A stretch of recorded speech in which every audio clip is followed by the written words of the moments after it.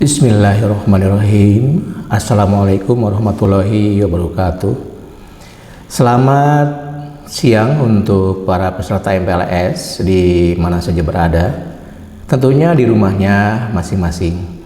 Sekarang kita bertemu di hari ketiga MPLS. Semoga kalian tetap semangat, tetap enjoy, dan tetap penasaran dengan informasi-informasi yang ada di SMA Negeri 3 Kuningan.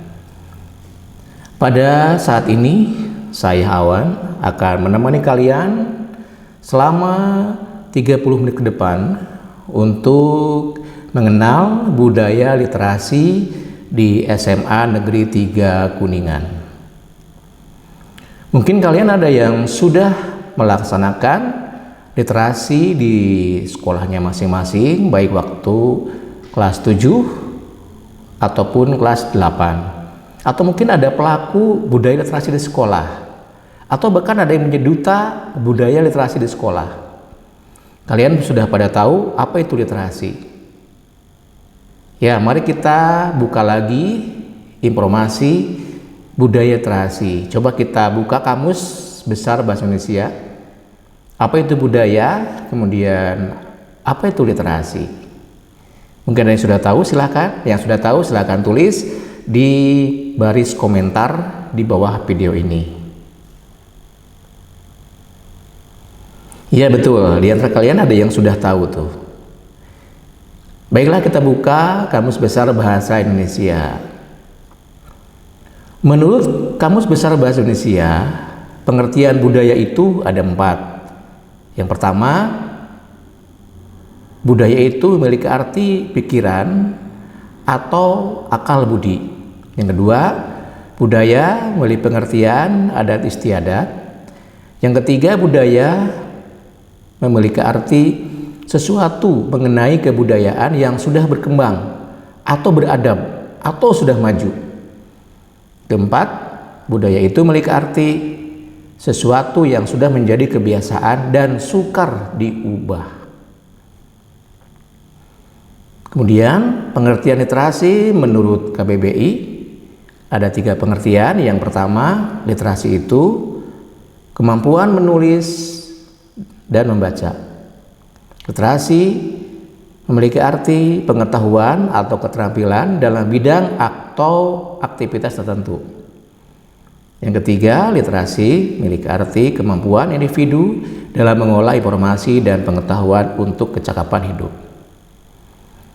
Nah, kembali bahwa di SMA 3 itu sudah memiliki budaya literasi. Bahwa di SMA 3 itu mulai kelas 10 para siswa sudah dibiasakan, sudah diarahkan untuk gemar membaca, untuk membiasakan berliterasi dari berbagai sumber, baik itu literasi bahan bacaan, media elektronik berupa teks, foto, gambar, audio, video. Nah, jadi ketika kalian mengikuti pembelajaran di kelas, akan otomatis ada budaya literasi. Artinya baca dulu buku, baca dulu materi, baca dulu informasi sebelum pembelajaran itu dimulai. Dari berbagai sumber pembelajaran itu ada, dari berbagai media sumber belajar itu ada. Dan diharapkan sebelum belajar, ketika belajar, dan sudah belajar, kalian menjadi siswa yang literat, menjadi siswa yang berbudaya literasi. Nah, seperti apakah literasi itu? Apakah budayanya itu? Di SMA 3 sudah ada program. Nah, program budaya literasi di SMA 3 sudah dibiasakan sejak lama. Di antaranya, setiap siswa dalam satu semester meresensi buku minimal 8 buku fiksi dan 2 buku non-fiksi. Yang kedua, setiap siswa pada pembelajaran harus mencari referensi yang relevan dari berbagai sumber. Yang ketiga, setiap tahun SMA 3 Kuningan selalu melaksanakan gebyar literasi bulan bahasa yang meliputi kegiatan-kegiatan mengajak para siswa berpikir kritis, berkarya, dan berkreasi. Di antaranya lomba cipta dan baca puisi, lomba menganalisis dan menulis cerpen, dan pada tahun kemarin insya Allah akan dibukukan. Dan pada tahun kemarin juga finalis menulis cerpen di SMA 3 menjadi juara favorit menulis cerpen tingkat SLTA sewilayah 10 Cirebon. Siapa dia? Dia siswa kelas 10 pada waktu tahun kemarin, sekarang kelas 11. Kemudian ada lomba membuat film dokumenter, lomba membuat film reportase, lomba membuat film pembelajaran. Dan yang keempat, budayanya adalah beberapa tugas pembelajaran dipresentasikan berupa video pembahasan. Yang kelima, budaya literasi di SMA 3 menyangkut lingkungan sekolah dijadikan sumber belajar. Nah, itu dia yang perlu kalian ketahui, bahwa di SMA 3 ada 5 budaya tentang literasi. Anak-anak, itulah definisi dari budaya dan literasi berdasarkan Kamus Besar Bahasa Indonesia. Maka dari itu, mari kita berbudaya literasi sejak sekarang. Mari kita membudayakan literasi sejak sekarang. Mari kita bersama-sama menjadi warga SMA 3 yang literat. Di antara kalian pasti ada yang bertanya, buat apa sih budaya literasi? Buat apa sih saya harus berliterasi? Buat apa saya menjadi literat? Nah, saya mencoba berliterasi tentang air. Kalian mungkin sudah tahu ini air apa, ya, minuman kan, air minuman.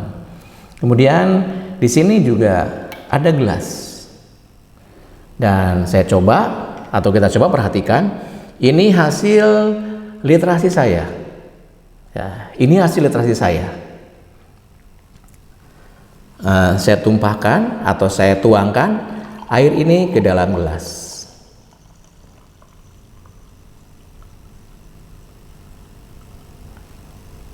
Ya, cuma ditumpahkan saja air ini.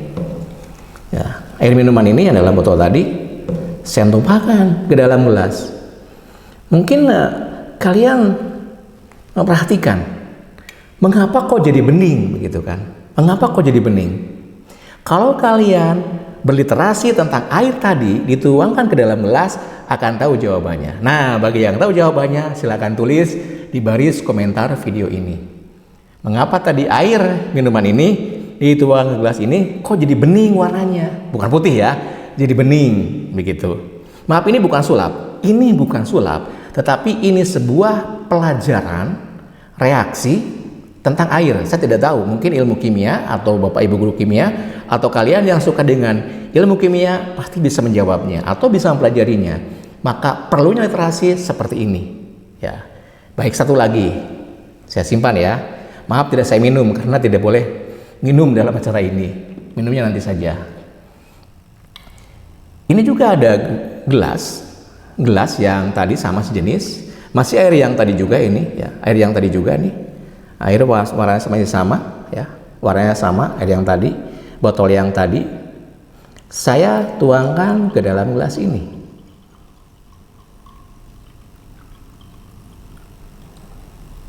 Tadi warnanya coklat. Sekarang apakah ini coklat, bening, putih, atau seperti apa? Ya, ternyata ini oranye. Warnanya oranye. Kalau yang tadi ini warnanya bening begitu. Mengapa kok bisa berubah begini? Maaf, ini bukan sulap. Tapi jawaban air bisa begini itu hasil literasi saya. Kalian pun boleh melakukannya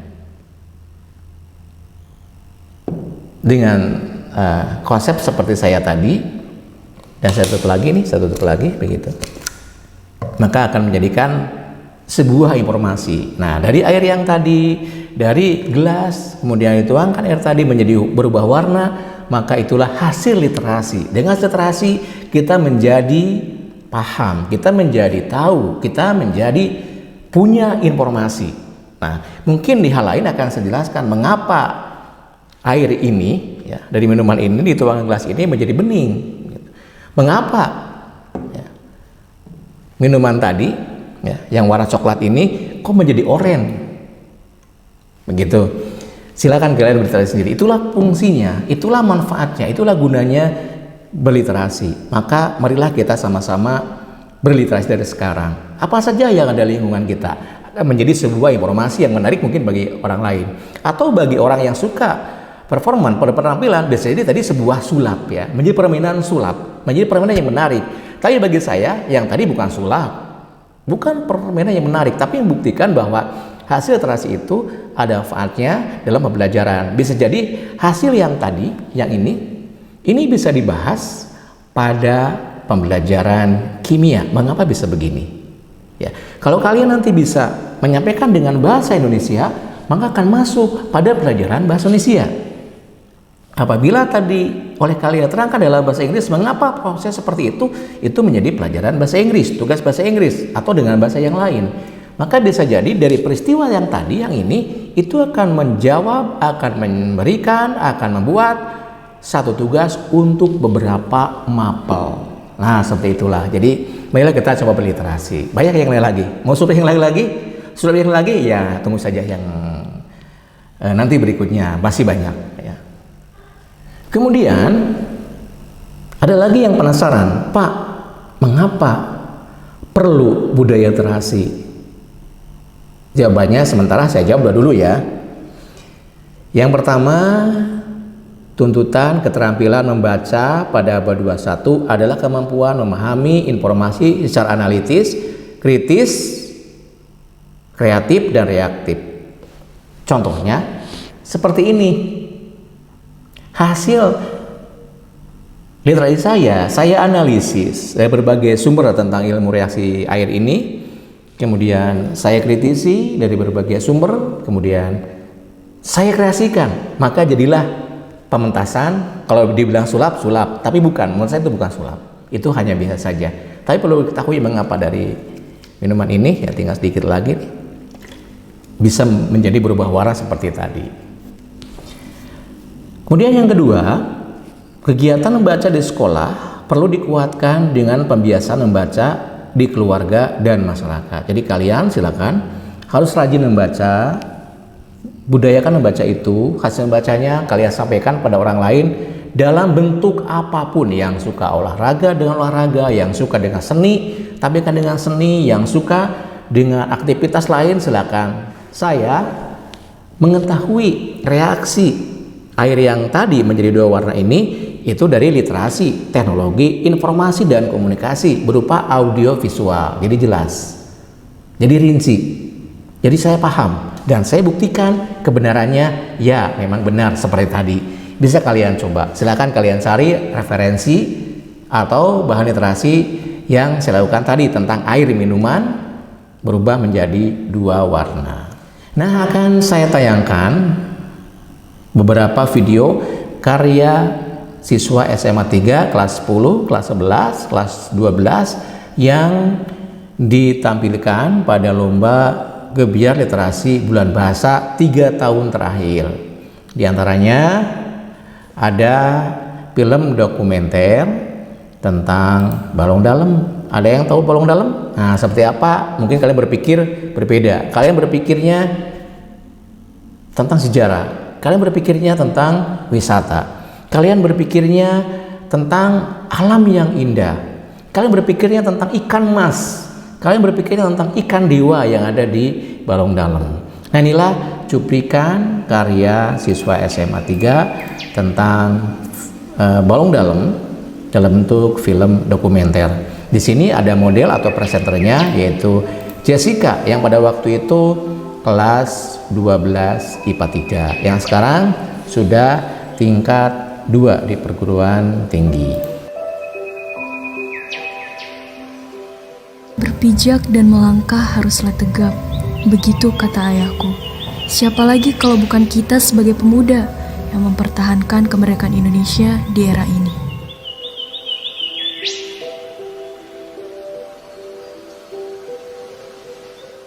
1972 merupakan awal sejarah dipindahkannya makam para pejuang prajurit Angkatan Laut menuju kota asri Ramah Tamah Kuningan.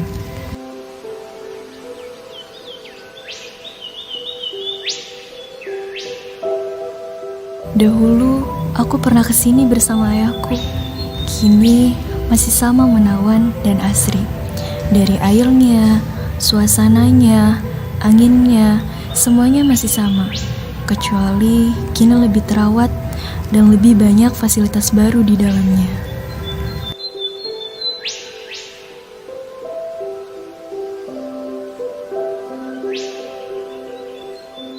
Waktu berjalan begitu cepat. Aku teringat pada kata-kata ayahku bahwa di sini terdapat 3.000 macam tanaman, 400 primata, dan 20 makam pahlawan. Aku tidak pernah berhasil dalam menghitung pohon-pohon di sini. Dulu, pikirku ayahku sangat hebat bisa menghitung semua pohon di sini.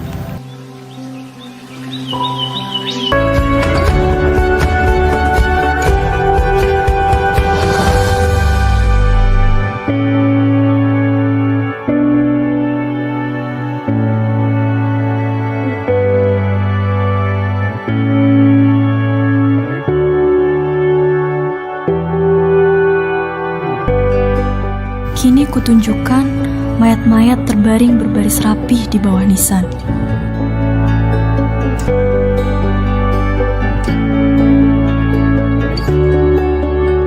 Apa kabar pejuang? Generasi Z datang membawakan berita tentang negeri. Merah putih kini berkibar dimanapun. Tak perlu ada yang dikorbankan. Budaya sudah dikenal dari timur sampai barat. Semuanya tahu negeri kita Indonesia. Walaupun tak perlu mengangkat bambu runcing, kini semakin banyak tantangan. Tapi biarlah ini urusan kami yang masih berpijak di bumi ini.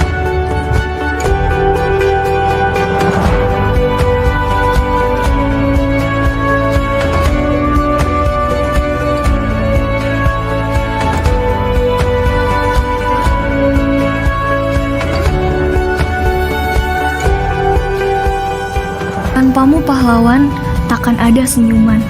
Terima kasih, semoga arwahmu selalu tenang. Terkadang aku terpikir, sudahkah kita memaknai perjuangan para pahlawan?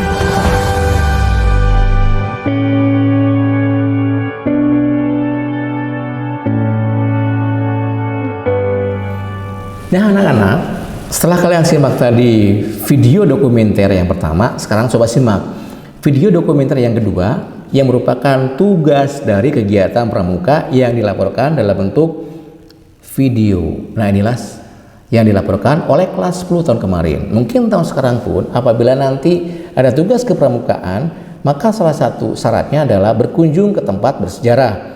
Maka setiap kelompok harus melaporkan dalam bentuk video. Seperti ini laporannya. Hai semuanya, balik lagi sama saya. Hari ini saya akan menjelaskan tentang situs Purbakala di Cipari. Mari kita simak info selanjutnya. Situs Cipari sekarang lebih dikenal dengan situs Museum Taman Purbakala Cipari yang semula adalah tanah milik Bapak Wijaya juga milik beberapa warga masyarakat lainnya. Pada tahun 1971, Bapak Wijaya menemukan jenis batuan yang mirip denvan batu yang pernah dipamerkan di gedung Pasibantri Panca Tunggal Cigugur. Informasi ini diteliti oleh Bapak Jatikusuma dengan melakukan penggalian percobaan dan menghasilkan sebuah peti kubur batu, kapak batu, gelang batu, dan gerabah. Lalu pada tahun 1972 diadakan penggalian percobaan dengan tujuan penyelamatan. Setelah itu dilakukan lagi kegiatan penggalian total pada tahun 1975. Pembangunan situs Museum Taman Purbakala Cipari dilakukan pada tahun 1976 dan diresmikan oleh Menteri Pendidikan dan Kebudayaan Profesor Dr. Syarif Thayyib pada tanggal 23 Februari 1978. Ini adalah beberapa jenis benda cagar budaya situs Museum Taman Purbakala Cipari. Di dalam museum antara lain ada kapak batu. Apabila masa lalu tidak bisa diulang, ada baiknya bila kita di masa sekarang untuk menghargai apa yang telah terjadi di masa lalu. Untuk itu, mari kita lestarikan cagar budaya yang sekiranya ada di sekitar daerah kita untuk sekali-kali menghargai atau mengunjungi tempat yang ada. Nah, baiklah, di antara kalian mungkin ada yang cita-cita menjadi presenter atau sudah terbiasa menjadi presenter atau ingin menampilkan sesuatu. Maka saya tantang kepada kalian mencoba kalian membuat reportase di lingkungan sendiri yang unik, yang menarik. Baiklah, apabila kalian pernah ke jembatan gantung antara Bin Haji dan Citangtu, coba laporkan. Nah, di antara kalian ada yang suka paskibra? Oke, mungkin ada yang suka paskibra ya. Ada yang pernah pelaku pasukan paskibra atau anggota paskibra dengan gayanya yang luar biasa. Atau kalian ada yang pernah menjadi aktivis eskul di sekolah. Nah, di sini ada juga reportase tentang kegiatan eskul di SMA 3. Saya cuplik, ada cuplikannya tentang eskul paskibra di SMA 3. Ini karya kakak kelas kalian yang membuat reportase dalam bentuk video.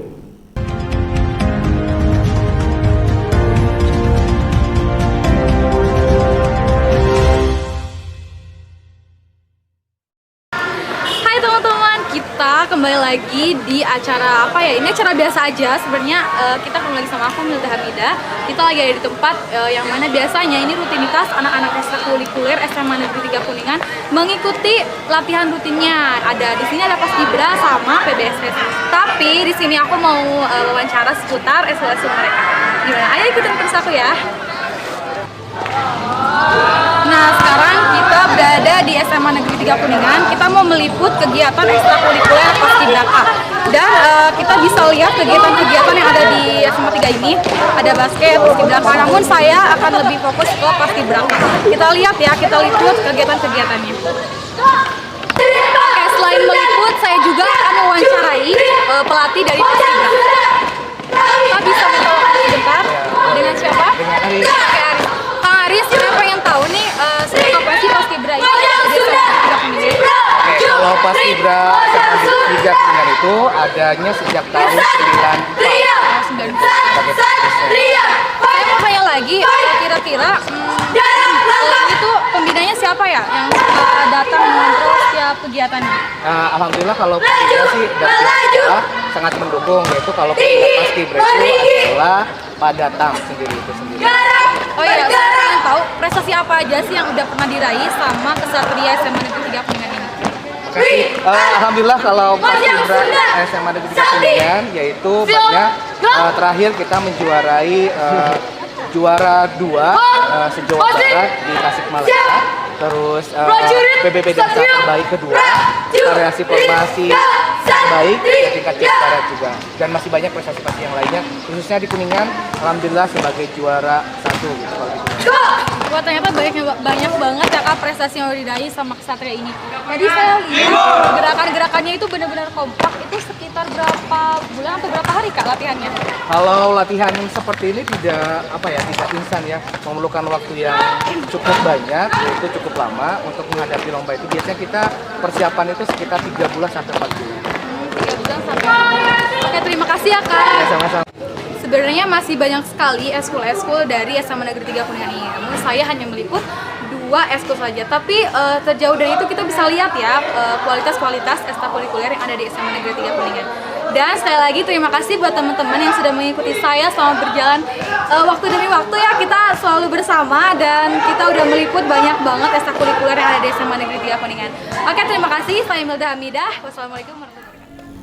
Anak-anakku peserta PLS di mana saja berada masih tetap semangat, tetap oke, semangatika pasti bisa. Yes, yes, yes.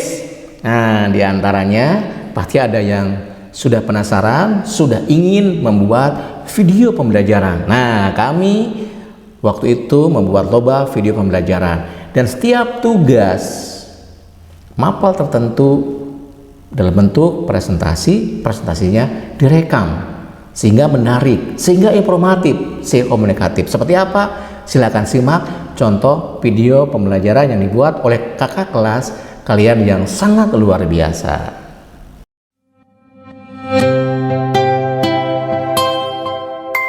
Assalamualaikum warahmatullahi wabarakatuh. Kembali lagi dengan saya teman-teman. Nama saya Wildan Mujid Herman. Saya berasal dari SMA Negeri 3 Kuningan, kelas 12 IPA 6. Kali ini saya sebagai pemandu untuk membahas tentang surat lamaran kerja, atau lebih intinya mengevaluasi surat lamaran kerja yang akan dibahas oleh teman-teman saya, yaitu Iras dan Ega. Yang pertama akan dibahas oleh Ega dan yang kedua akan dibahas oleh Iras. Oke teman-teman, sebelum kita mengevaluasi surat lamaran pekerjaan ini, saya akan memberitahu surat yang akan kita evaluasi oleh teman-teman saya yang ada di sebelah kanan saya. Apakah terlihat kesalahannya di mana? Kalau terlihat, kita akan jelaskan bersama teman-teman saya. Oke. Halo teman-teman, nama saya Ira Soyinirat. Di sini saya akan menjelaskan mengenai kebahasaan. Pertama, untuk titik mangsa pada surat ini sudah benar karena huruf S pada kata Semarang sudah kapital dan di akhir kalimat tidak menggunakan kata titik. Namun, penempatannya salah karena jika semi block style harus ditempatkan di pojok kanan. Lalu, untuk lampiran dan hal, di sini kata halnya belum benar karena seharusnya ditulis perihal bukan hal. Lalu untuk pada lampiran kata satu belum benar karena huruf S pada kata satu harus menggunakan huruf kapital. Lalu kata bendel seharusnya dalam KBBI bundel. Untuk alamat surat di sini sudah benar karena tidak melebihi dari 3 baris, lalu tidak diakhiri titik pada akhir kalimatnya, lalu tidak menggunakan kata kepada. Lalu untuk bagian isi, di sini sumber informasinya berasal dari iklan. Untuk penulisan di sini sudah benar, namun setelah kata saya sebaiknya menggunakan titik 2. Lalu untuk kalimat selanjutnya dalam kata mengajukan seharusnya huruf M kapital dan menjorok ke dalam karena ini bentuk semi block style. Lalu, baik, terima kasih. Sekian yang dapat saya sampaikan. Saya kembalikan kepada Wildan. Oke teman-teman, penjelasan tadi apakah sudah jelas? Bisa kita lihat perbedaan yang mana yang salah dan mana yang benar. Dan itu merupakan bagian untuk pembelajaran kalian dalam mengevaluasi surat lamaran pekerjaan. Mungkin sekian dulu dari saya, kurang lebihnya mohon dimaafkan. Wassalamualaikum warahmatullahi wabarakatuh.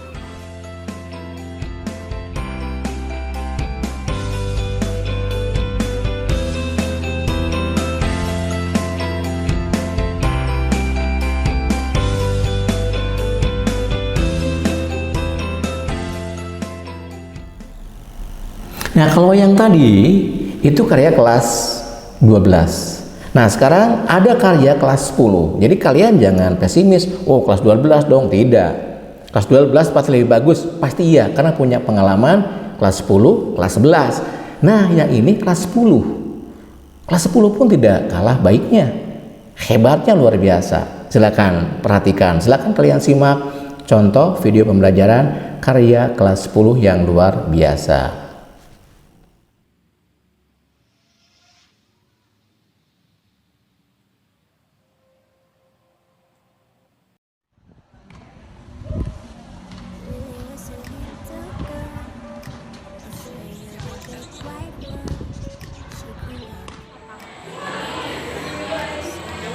Halo semuanya, kembali lagi di Tim Vektor. Kali ini kami akan membahas mengenai jarak dan perpindahan. Mari kita simak penjelasannya berikut ini. Pada fisika, jarak dan perpindahan memiliki pengertian yang berbeda. Jarak adalah panjang lintasan yang ditempuh oleh suatu benda dalam selang waktu tertentu dan merupakan vektor skalar. Perpindahan adalah perubahan kedudukan suatu benda dalam selang waktu tertentu dan merupakan besaran vektor. Rumus yang digunakan ialah sebagai berikut. Assalamualaikum teman-teman. Jadi kita lagi berada di lapangan untuk melakukan percobaan pengukuran dan perpindahan. Mari kita simak video berikut.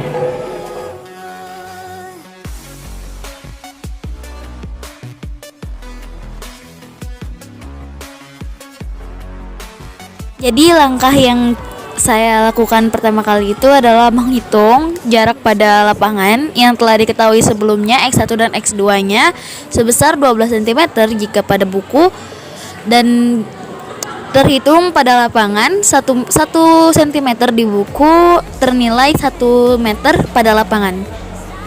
Dan sekiranya saya telah menyelesaikan 6 meter dan yang akan dilanjut oleh teman saya selebihnya. Yo guys, jadi ini pengukur selanjutnya yaitu Anissa Azhar sudah mendapatkan sekitar kira-kira ada 8 meter ya.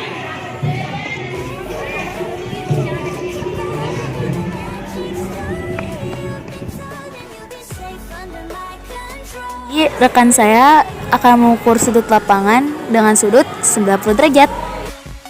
Jadi kita baru saja menyelesaikan tentang penghitungan jarak. Kita sekarang sedang mengerjakan tentang perpindahan jaraknya, yaitu untuk menarik lurus garis yang telah tadi kami buat.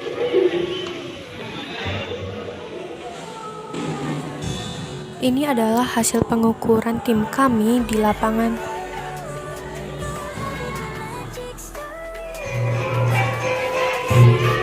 Untuk mengetahui jarak dan perpindahannya, kami menggunakan rumus yaitu untuk jarak X1 tambah X2 dan untuk perpindahan akar dari X1 tambah X2 dikali 2 kali X1 kali X2 kali cos alpha. Demikian dapat kita simpulkan perbedaan antara jarak dan perpindahan adalah bahwa jarak adalah angka yang menunjukkan seberapa jauh benda berubah posisi, sedangkan perpindahan adalah jarak terpendek dari posisi awal dan posisi akhir suatu benda. Manfaat dari jarak maupun perpindahan ialah kita dapat mengetahui jumlah jarak maupun perpindahan dari satu tempat ke tempat lainnya, seperti halnya dari jarak kota Bandung ke kota Jakarta ataupun sebaliknya, atau bisa juga dicontohkan seperti halnya percobaan yang telah kita lakukan sebelumnya. Saya mewakili kelompok saya untuk menutup pembahasan ini. Kurang lebihnya mohon maaf. Wassalamualaikum warahmatullahi wabarakatuh. Halo guys, jadi kita lagi melakukan pencobaan pengukuran. Jangan pakai ulangi. Assalamualaikum teman-teman. Jadi kita sekarang lagi berada di lapangan, tepatnya di lapangan SMA 3. Ulang, sini nggak ada. Assalamualaikum teman-teman. Jadi kita lagi berada di lapangan untuk melakukan percobaan pengukuran Jarak dan perpindahan. Jangan. Dan merupakan vektor skalar.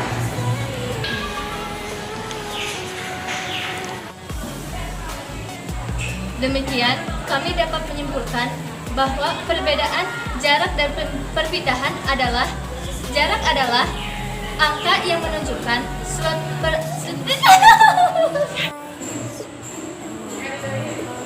Pada fisika, jarak dan perpindahan memiliki pengertian yang berbeda. Jarak adalah panjang lintasan yang ditempuh oleh suatu benda.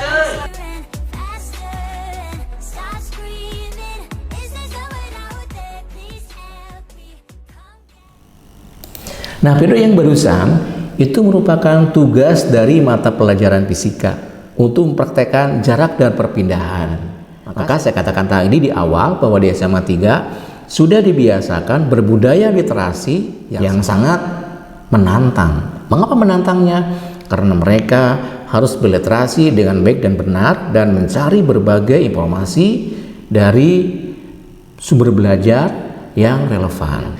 Nah, bagi kalian yang masih ingin penasaran seperti apa sih budaya literasi yang dilombakan, seperti apa sih budaya literasi dalam pembelajaran, silakan kalian lihat link yang ada di bawah video ini. Nah, di deskripsi saya sertakan link untuk melihat video-video karya siswa kelas 10. Ingat, bukan kelas 11, tapi kelas 10 saya utamakan. Kebetulan saya waktu itu pengajar kelas 10. Maka 3 tahun terakhir karya siswa kelas 10 ada di link deskripsi di bawah ini. Silahkan dibuka ya, silahkan dicoba. Mungkin nanti ada tugas yang sama kepada kalian untuk membuat video-video seperti itu. Nah, seperti di awal tadi, bahwa di SMA 3 itu ada budaya, literasi pada lingkungan SMA 3 sebagai sumber belajar. Maka saya tampilkan contoh laporan tugas karya kelas 10 3 tahun yang lalu untuk melaporkan tugasnya dalam bentuk video pembelajaran yang menggunakan sumber belajarnya yaitu lingkungan SMA 3. Jadi SMA 3 itu luar biasa, sudah ramah lingkungan, ramah belajar, artinya pastas belajar ada di sekolah. Kalau kalian tatap muka, insya Allah nanti dengan saya akan ajak atau akan kami ajak di berbagai pelajaran untuk mengenal lingkungan sebagai sumber belajar kalian. Nah, seperti ini contoh untuk laporan pembelajarannya.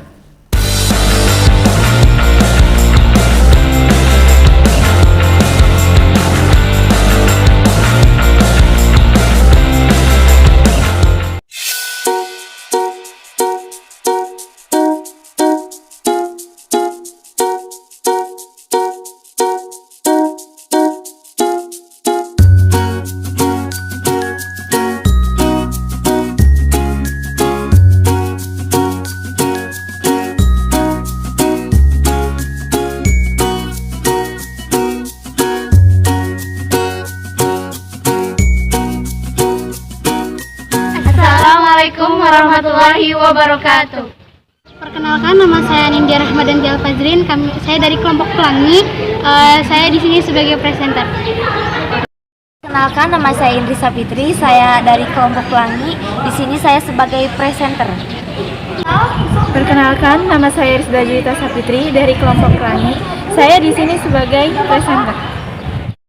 Perkenalkan, nama saya Fitri Fauzia dari kelompok Pelangi. Saya di sini sebagai penulis naskah.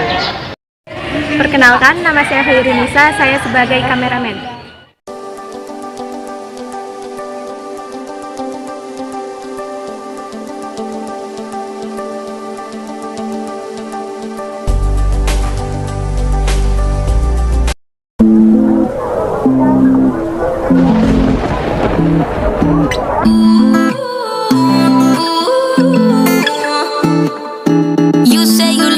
I say you crazy, we're nothing more than friends.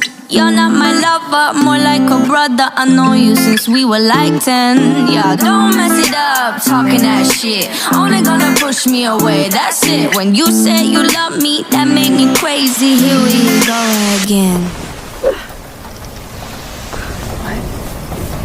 Yeah. Don't go look at me with that look in your eye. You really ain't going nowhere without a fight. You can't be reasoned with them, don't be impolite. I've told you 1, 2, 3, 4, 5, 6,000 times. Haven't I made it obvious? Haven't I made it clear? Want me to spell it out for you? F-R-I-N-D-S. Haven't I made it?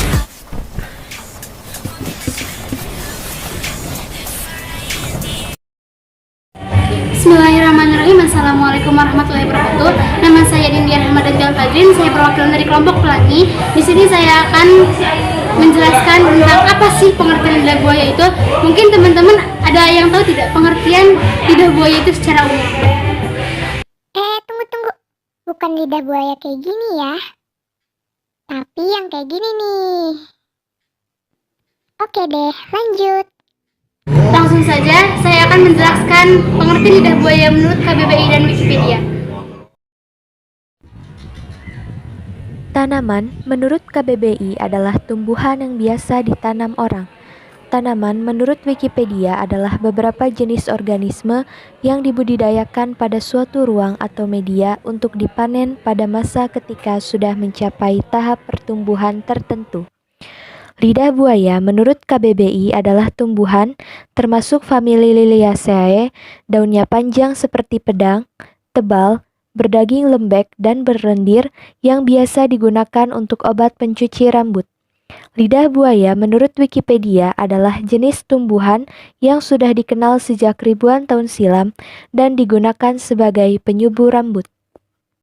Nah, teman-teman sudah tahu kan apa pengertian lidah buaya menurut KBBI dan Wikipedia? Dan sekarang rekan saya Indri Safitri akan menjelaskan tentang definisi bagian dari lidah buaya. Halo teman-teman, bertemu lagi dengan saya Indri Safitri. Saya di sini akan menjelaskan tentang bagian-bagian tanaman lidah buaya yang berada di SMA N 3 Kuningan. Lidah buaya adalah salah satu tumbuhan yang memiliki duri dan lapisan lilin pada daun.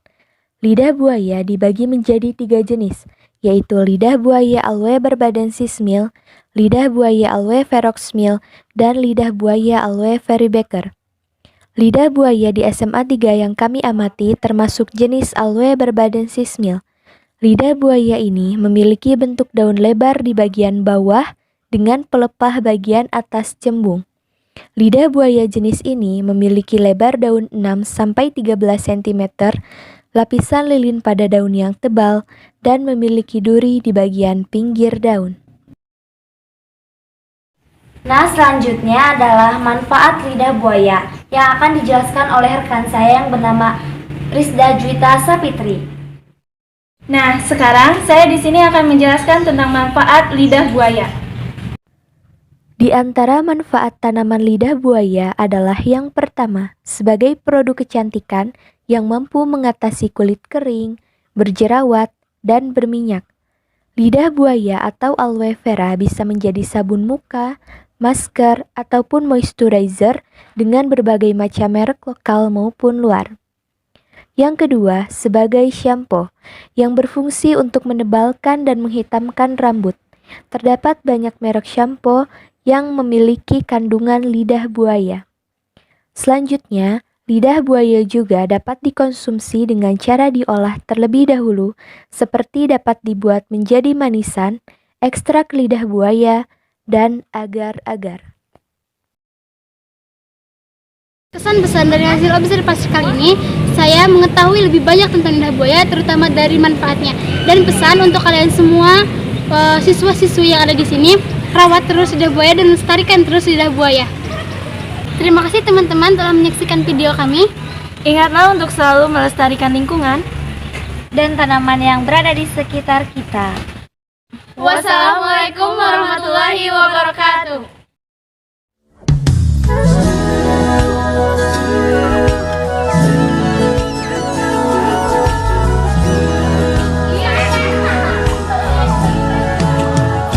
Bila ingin hidup damai di dunia, bahagialah dengan apa yang kau punya.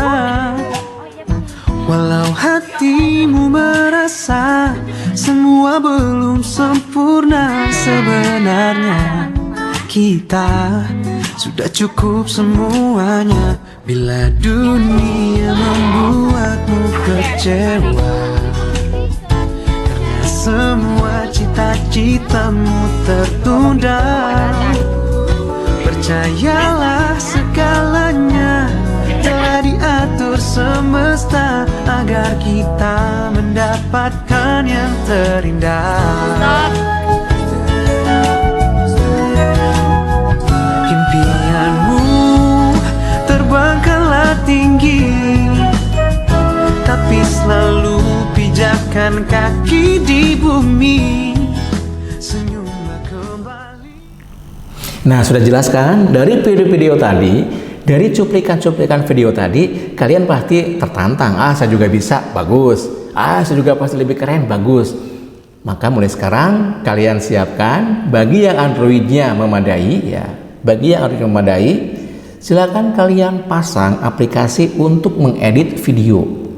Banyak, tidak saya sebutkan. Nah, kalian sudah pada tahu. Nah, semuanya itu tugas-tugas yang tadi di-shoot dengan ponsel, diedit juga dengan ponsel, bahkan ada yang komputer, bagus ya. Memang diantaranya ada yang dengan komputer atau laptop atau dengan foto digital atau kamera digital DSLR. Nah, tapi sebagian besar menggunakan ponsel yang sederhana, di-shoot dengan ponsel sederhana, diedit juga dengan ponsel. Jadi sekarang banyak aplikasi-aplikasi editing video yang berbasis Android. Silahkan kalian install, nanti kalian buat ya, kalian buat seperti itu. Nah, maka memberdayakan literasi itu dengan 3 hal. Pertama dengan teknologi. Nah, dengan teknologi ponsel minimalnya. Yang kedua dengan mengolah informasi.